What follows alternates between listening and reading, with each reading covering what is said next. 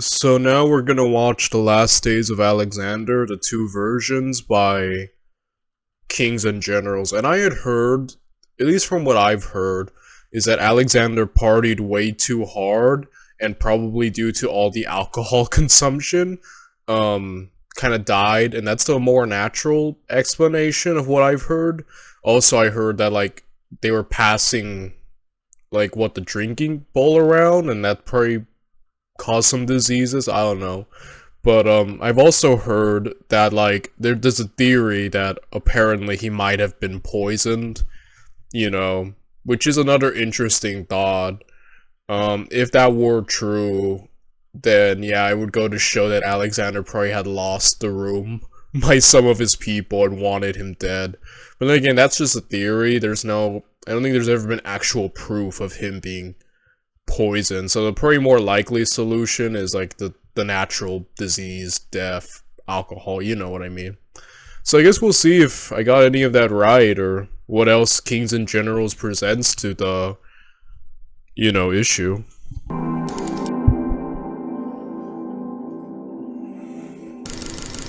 When Alexander reached Babylon in 323 BC, he apparently did so with many foreboding omens looming over him. The sources report that while he stayed in the city, the signs grew even more ominous, with birds dying around him and a mysterious figure seeming to take his place on the throne. Though Alexander would have no way of knowing it, his days were now numbered. His final weeks in Babylon are simultaneously some of the most widely reported, while also being some of the most contradictory and confusing. There are two main narratives, one that recounts Alexander's natural demise, and one that conveys a far more sinister sequence of events. In this episode, we will provide both versions of the last days of Alexander. As we approach the end of Alexander's life, all of the relevant sources broadly agree upon Alexander's movements up until the 31st of May 323 BC. Having been hounded by ominous omens, Alexander arrived in Babylon, where he would finalize preparations for an invasion of Arabia, particularly the construction of a new harbour to hold the newly made coastal fleet that Nearchus would command. Alexander spent his days overseeing these preparations, touring the marshes and rivers around the city, and relaxing with his companions. However, as the sources near his final weeks, the narrative splits between the surviving sources that use the royal diaries and those that use the so-called pamphlet.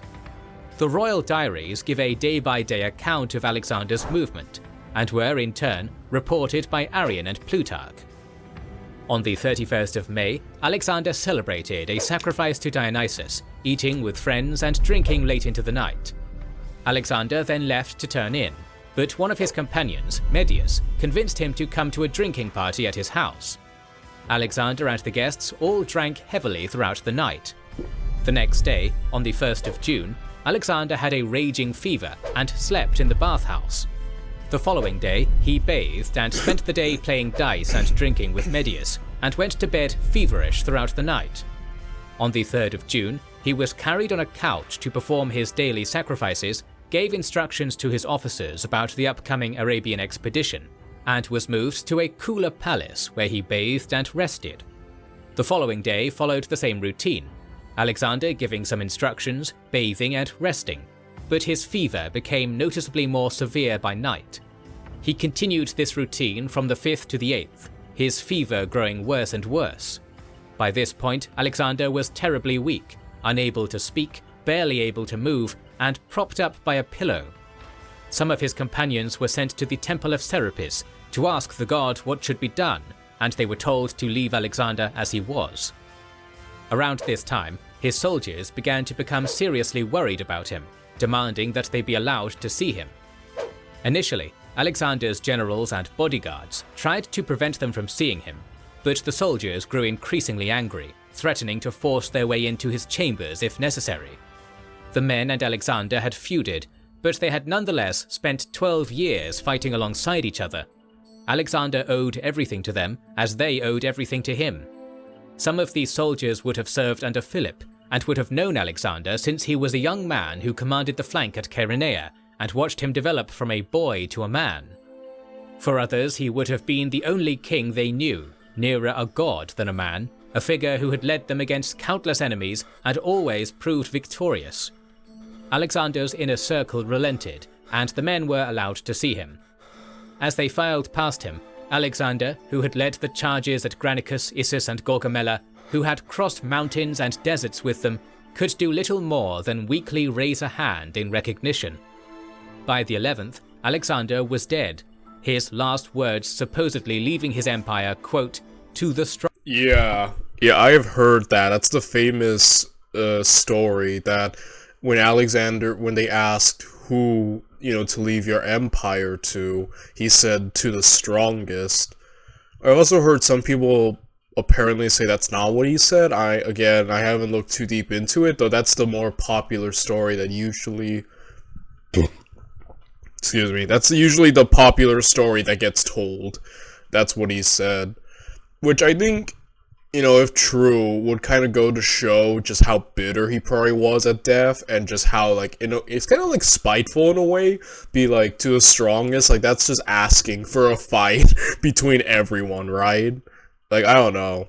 If true, then Alexander's probably so angry that there's an idea I've heard that he probably said that because he was so bitter about his death that he just kind of wanted everything to fall apart. Again, that's if he said that, but again, that's the most popular story.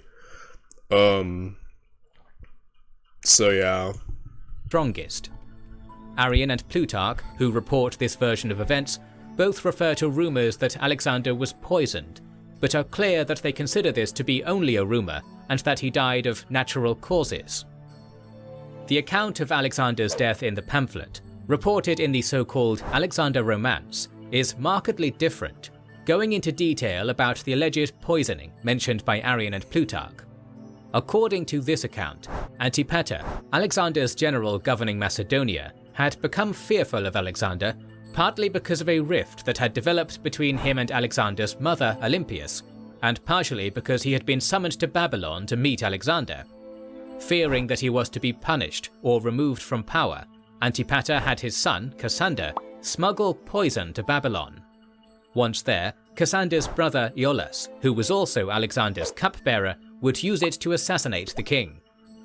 As in the royal diaries, Alexander celebrates a sacrifice to Dionysus and leaves for bed, but is convinced to stay out. Yeah, I have heard that Cassander was a likely suspect if the poisoning were true. I keep specifying if, because obviously, but you know what I mean. And yeah, there's a story that Cassander got, told off by Alexander one day. I think because the Persians were bowing to Alexander, Cassander laughed at this, and then the story goes Alexander yelled at him so, he really gave him a stern talking to, and this, traumatized Cassander in a sense, of Alexander. And I believe it's this Cassander who goes on to murder Alexander's family, so, there is obviously some type of bad blood. So, Cassander's always kind of been I've heard the theory that it could have been Cassander, but I didn't know about the Antipater in possible involvement. Again, this probably isn't even true at all, but, that if it were, I guess, Cassander is a pretty big, jerk, so, Out drinking by Medius. The pamphlet claims that there were 20 other people at this drinking party. They were Perdiccas, Meleager, Python, Leonatus, Cassander, Pukestus, Ptolemy, Lysimachus, Eumenes, Nearchus, Philip the Doctor, Philip the Engineer, Stasanor, Olcius, Heraclides, Philotas, Meander, Asander, Ariston, and Iollas. Another source also adds that Proteus, a cousin of Cletus the Black, was present. The pamphlet then claimed that only Perdiccas, Ptolemy, Olcius, Lysimachus, Eumenes, and Asander were innocent, and that all the rest knew what was going to happen next. Iollas gave Alexander a poisoned drink, the others talking amongst themselves while it took effect. Alexander then cried loudly and had severe abdominal pains, but soon managed to compose himself and urged the others to continue drinking. He, in the meantime, requested a feather to make himself vomit. Iolaus provided one coated with more of the poison. This caused Alexander more pain, sending him into spasms, and he suffered throughout the night. He spent the next day in pain, and the day after, he began writing his will with the help of Ptolemy, Perdiccas, and Lysimachus. Ptolemy and Perdiccas, both wary of each other, pledged that if either of them were made the executor of the will, they would split Alexander's possessions between them. The following day, Alexander's soldiers threatened to kill Alexander's bodyguards if they were not allowed to see their king, and they were allowed to file past and see Alexander, who was by this point very weak. Train at Universal Technical Institute. The pamphlet then gives a supposed account of Alexander's will. In it, Alexander entrusts his body and the preparation of it to Egyptian priests, with Perdiccas. Okay, I want to read this. Okay, entrusts his body to Egyptian priests. Perdiccas guards his body. Rebuilding of Thebes. Craterus as the regent. Egypt to Ptolemy. Asia to Perdiccas and Antigonus. Aridaeus will be king until a new successor is born. Being named the guardian of it. Alexander then requested that Thebes be rebuilt, including generous gifts to the city to help it prosper again, and named Craterus as the regent of Macedonia, Ptolemy the governor of Egypt, and Asia to Perdiccas and Antigonus. Philip Arrhidaeus, Alexander's brother, is then named king of Macedonia until Alexander's child with Roxana is born. If it is a boy, then he shall be king. If it's a girl, then the Macedonians can choose whether they want to keep Philip or appoint someone else as king. The will then almost completely contradicts this soon after. Ptolemy is named the satrap of Libya, Perdiccas of Egypt, and Pamphylia and Cilicia to Antigonus. A number of the other assigned satraps are also named: Thrace to Lysimachus, the Hellespont to Leonatus, Paphlagonia and Cappadocia to Eumenes, the islanders to Rhodes, Babylon to Seleucus, Phoenicia and Syria to Meleager. Perdiccas was then apparently given Alexander's signet ring, and Alexander is asked who he leaves his kingdom to, and he does not mention his brother or child, and instead replies, "to the strongest." These obvious contradictions in the will, as given by the pamphlet, clearly show that it was revised and edited at some point in history. While there are some similarities between the two sources, for instance that Alexander's health declined shortly after a drinking party hosted by Medius, and that he died days later, there are far more differences. The royal diaries makes no mention of the names of those who attended the drinking party, poison, abdominal pains, spasms, or a will, and gives no indication of Alexander naming any subsequent satraps. Similarly, the pamphlet does not reference a fever, Alexander's bathing, his conferences with his officers, or the Temple of Serapis. Therefore, we are left with two conflicting narratives, which give remarkably different accounts of Alexander's last days. Moreover, through source analysis, both of these chronologies have been determined to have originated shortly after the death of Alexander. In short, this means that two narratives emerged soon after Alexander's death: the version given by the royal diaries that he died of natural causes, and the version given by the pamphlet that he was poisoned. Furthermore, both versions have signs that indicate they were written with an agenda in mind. The royal diaries, for instance, are remarkably detailed and meticulous. It is therefore surprising that this is one of the only times they are referenced in our sources, and some modern historians have speculated that they were created specifically to provide a controlled, official narrative of Alexander's last days. On the other hand, the pamphlet is suspicious for how definitively it names those who were guilty and innocent of Alexander's death, and the various contradictions in Alexander's will. Both these points suggest that the pamphlet may have been written by someone who wanted to advance their political position by associating their rivals with Alexander's death and legitimizing their claims through Alexander's will. Whichever tradition is believed, there is one fact that all agree on: Alexander died on the 11th of June 323 BC. At the time, Alexander's wife Roxanne was pregnant, and he may have... Yeah. I will say, I think the diaries, just due to the how much more plausible it sounds and more detailed, I might want to believe that one more. The pamphlets, yeah, I think the oddest part is just the naming of, all the people and who's innocent and who's not, you know. So yeah, the pamphlet seems like it would benefit those who wanna, further their career. So I think I might side with a diaries account. But then again, yeah, I guess this is one of those issues that historians will always kind of... You'll have two camps, I suppose, right? Or you could take a third route and say it must be somewhere in the middle. That's kind of what they usually say. It's like if there's two accounts, maybe meet somewhere in the middle, you might find the truth. I don't know. But I think that's just interesting. Already had an illegitimate child, but there was no clear successor to Alexander's empire.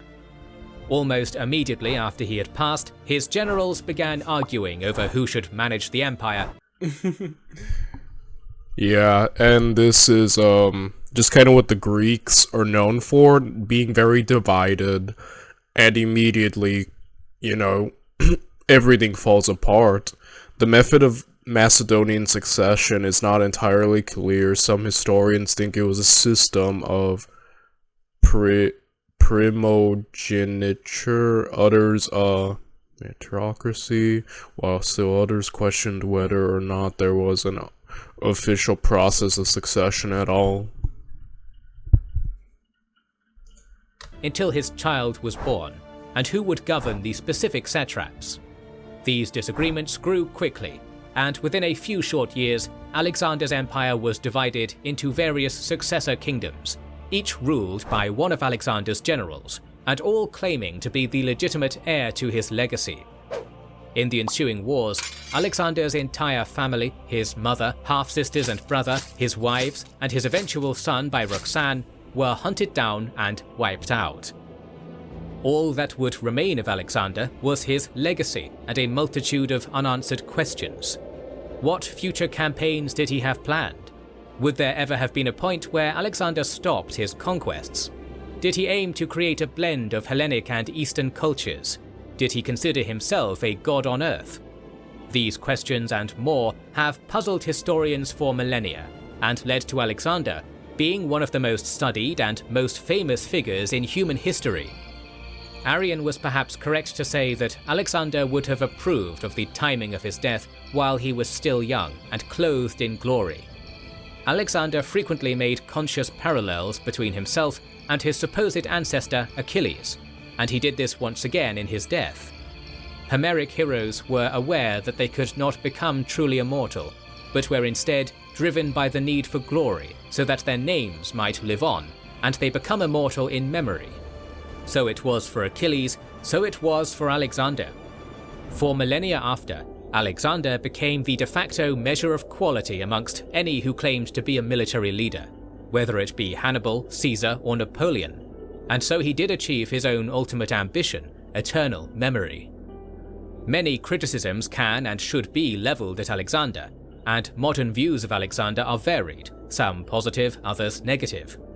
However, whatever judgments are made of Alexander as a man, all can agree that the scale of his accomplishments was truly remarkable.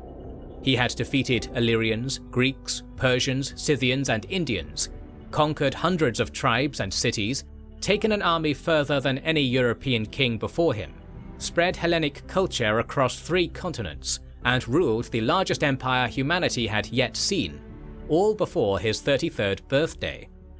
At the time of his death, he was the most powerful man in the world, undefeated on the battlefield, and with a legacy that would prove to be immortal.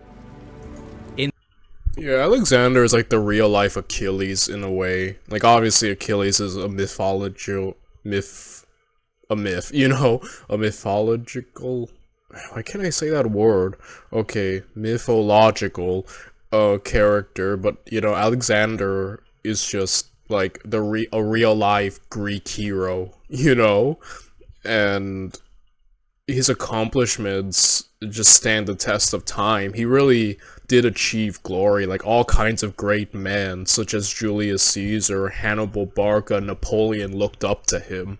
Like, how much more baller can you be when you have those guys thinking you're great, like, and wanting to be like you? Like, you know, say no more, right? And definitely, I think that, you know, I think going out on the top is usually better than fizzling out, because Alexander definitely would have had more challenges in terms of ruling, integrating the cultures of his empire, and probably might have seen a decline in his later years. So to go out on top, you know, at your peak, essentially, ain't always a bad way to go, you know? So, definitely, yeah. In the final episode of this series, we will address perhaps the most asked question of Alexander: what killed him? So if you don't want to miss it, make sure you are subscribed and have pressed the bell button. Please consider liking, commenting and sharing. It helps immensely. Our videos would be impossible without... And we'll be looking at that tomorrow. So until then, bye everyone.